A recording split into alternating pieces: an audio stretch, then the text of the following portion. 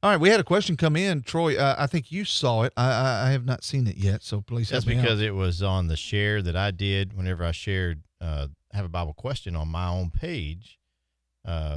It was the question is Luke 16, and the verses he's quoting there is Luke 16 a parable? And so, Ooh, I love that one. And I think we talked about this before, but that we said that that's going to happen from time to time, and people have common questions, and we just want to go ahead and deal with it again.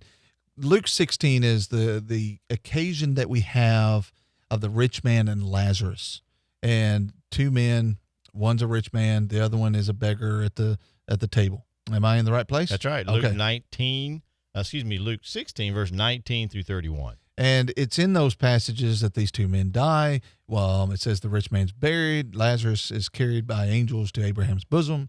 They're in the awaiting place that we talk about, Hades, and that's they're there. And certainly the rich man is in the place of torment. Lazarus in the place of paradise in Abraham's bosom. And the rich man desires that Lazarus to be able to dip his finger in water, touch it to his tongue. That really gives us the idea of the torment. And then he's told, no, you can't do that. And so then he says, well, send him back to my brothers to warn them. And the chapter ends saying, no, they have Moses and the prophets. And it's talking about the law, the teachers. They have them. Right. And if they won't listen to them, then they're not going to listen. And so the question is, that account, is that a parable? Did I summarize it okay? Perfect. All right. Perfect. And what we're say is, what I'm going to say is that I do not believe it to be a parable. And I can justify that in a minute. What do you think, Jeff? Hey, you know what? You need a microphone turned on. Yeah, that's right. Well, usually a parable will begin with the kingdom of heaven is like unto, because the word itself indicates a comparison. Ooh, maybe we need to back up. What does a parable mean? You're a Greek guy. Oh, okay, go ahead. Parabole? Parabole, yeah. which means to cast alongside is what Right. what the actual word means when you put that compound word together. Mm-hmm. All right, so go ahead, Jeff.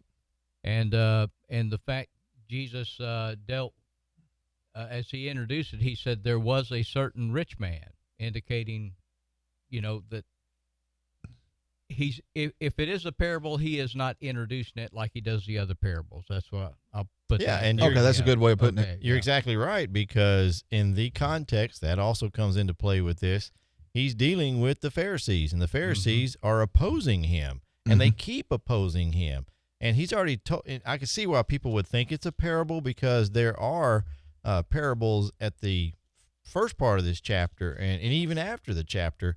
But when he's dealing with these Pharisees, go back to verse 14, look what it says. Now the Pharisees, who were lovers of money, also heard all these things, and they derided him. And so that's when he goes into, it's not a parable there, verses 15 through 18.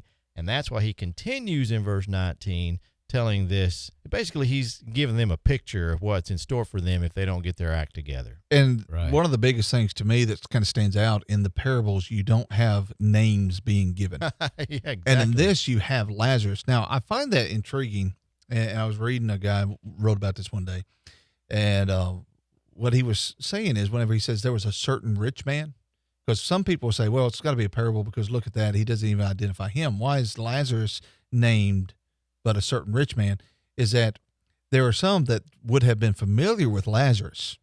All right. And that certain rich man could have been somebody that they would have known by identifying Lazarus. And if not, the certain rich man was actually all of you, Right. because right. you know who Lazarus was. Yeah. And he's called them lovers of money. So, But because of being actual, I think it was somebody that they would have known. But, is it a parable? There's nothing to tell us that it is.